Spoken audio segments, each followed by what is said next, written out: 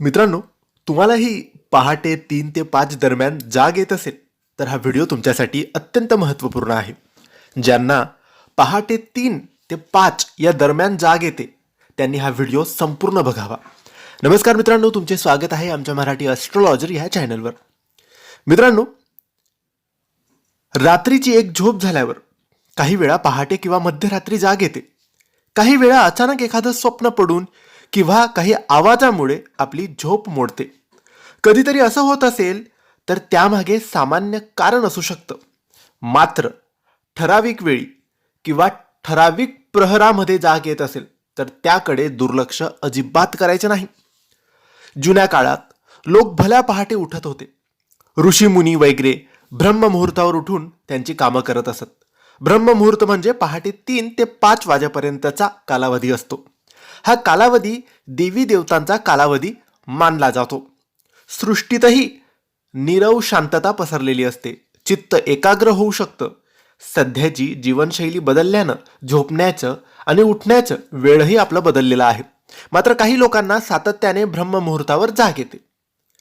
कधीतरी येत असेल तर काही हरकत नाही, पण रोजच सारखी त्याच वेळेला 3 ते 5च्या मध्ये जर तुमची झोप मोडत असेल किंवा तुम्हाला जाग येत असेल आणि असं रोज घडत असेल तर हे साधारण नाही. मित्रांनो, हे असतं दैवीय संकेत. तुम्हाला काही सांगण्यासाठी किंवा काही संदेश देण्यासाठी असं रोज घडतं. पहाटे 3 वाजेपर्यंत किंवा 5 वाजेच्या आत जर तुम्हाला नेहमी जागत असेल तर तुम्ही उठून तुमच्या कुलदेवतेची, तुमच्या इष्टदेवतेची पूजा करावी. काही शक्ती तुमच्याकडे येण्याची वाट पाहत असू शकतात. त्यामुळे या काळात तुम्ही देवांची आराधना करावी. हिंदू धर्मात ब्रह्ममुहूर्ताला विशेष महत्त्व आहे. ब्रह्म म्हणजे परमात्मा आणि मुहूर्त म्हणजे वेळ. या काळात शरीरात नवी ऊर्जा असते, उत्साह असतो, विशेष करून सकारात्मक ऊर्जा असते. या काळात सगळे देवी देवता पृथ्वीवर भ्रमण करत असतात असं मानलं जातं. त्यामुळे त्यांना प्रसन्न करून घेण्यासाठी पूजा किंवा आराधना करण्याचा सल्ला दिला जातो. जर तुम्हाला मित्रांनो रोजच तुम्ही बघा, जर 1-2 दिवस जाग येत असेल तर काही हरकत नाही, लक्ष देऊ नका. पण निरंतर 7 दिवस, 8 दिवस, 10 दिवस रोज हे होत असेल की 3 ते 5, पहाटे 3 ते 5 मध्ये तुमची झोप मोडत असेल किंवा तुम्हाला जाग येत असेल तर तुम्ही मग सकाळी त्याच वेळेला उठून अंघोळ करून घ्यावी. अंघोळ झाल्यानंतर तुम्ही लगेचच तुमच्या देवघरासमोर अगरबत्ती दिवा लावून बसायचं आणि तुमच्या कुलदेवतेचं, तुमच्या इष्टदेवतेचं, तुम्हाला ज्याही देवावर श्रद्धा विश्वास आहे त्यांचं तुम्ही स्मरण करावं, त्यांचा मंत्रजप करावा, पूजापाठ करावी. मित्रांनो, 3 ते 5 या वेळेत ब्रह्ममुहूर्तावर रोज तुम्हाला जाग येत असेल तरी साधी गोष्ट नाही.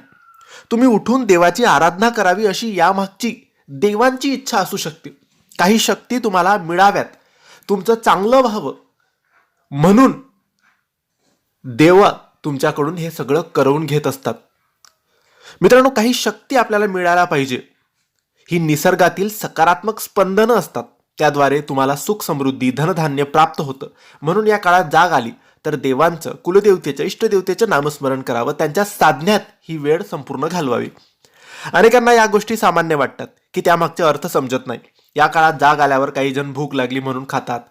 काही जणांना असं वाटतं की काहीतरी प्रॉब्लेम आहे, दवाखान्यात जातात, गोळ्या औषधं घेतात. मात्र तसं करू नका. आरोग्याच्या दृष्टीनंही हे हितकारक नसतं. त्यामुळे पचनक्रियेवर ताण येतो व अनेक आजार सुद्धा आपल्या मागे लागू शकतात. ब्रह्ममुहूर्ताच्या काळात जाग आल्यास मनात नकारात्मक विचार आणू नयेत. यामुळे संपूर्ण दिवस तुमच्या तणावाखाली राहू शकतो. मानसिक त्रास तुम्हाला होऊ शकतो. हा काळ शांत आणि प्रसन्न असतो. त्यामुळे दिवसभरात तुम्हाला फार काम करायचे असतील तर तुम्ही या काळाचा पुरेपूर वापर करून घ्यावा. कारण हा सकारात्मक काळ असतो आणि ही चांगलीच गोष्ट असते की तुम्हाला 3 ते 5 मध्ये सारखी रोज जाग येते. तर तुम्ही ती वेळ देवाच्या कार्यात घालवा. नामस्मरण करा. काहीतरी नामस्मरण करून झाल्यानंतर काहीतरी वाचन करा, देवाचं वाचन करा, भगवत पुराण वाचा, गीता वाचा, महाभारत वाचा, असं तुम्ही वाचू शकतात. गुरुचरित्र पारायण वाचा, स्वामीचरित्र वाचा. याने तुमचा दिवस चांगला जाईल आणि तुमचं आयुष्य चांगलं होईल. तर कोणीही 3 ते 5 मध्ये जाग येत आहे तर प्रश्न त्यांच्या मनात उपस्थित होतच असतात की 3 ते 5 मध्ये मला का जाग येते, मला स्वप्न पडतात, मी उठून बसतो किंवा आरोग्य तर खराब नाही ना, दवाखान्यात जायचं वेळ आलेली आहे का. असं काही नाही मित्रांनो, ही चांगली गोष्ट असते, सकारात्मक गोष्ट असते. देवांकडून हे संकेत असतात की उठ आता आणि लाग तुझ्या चांगल्या कार्याला.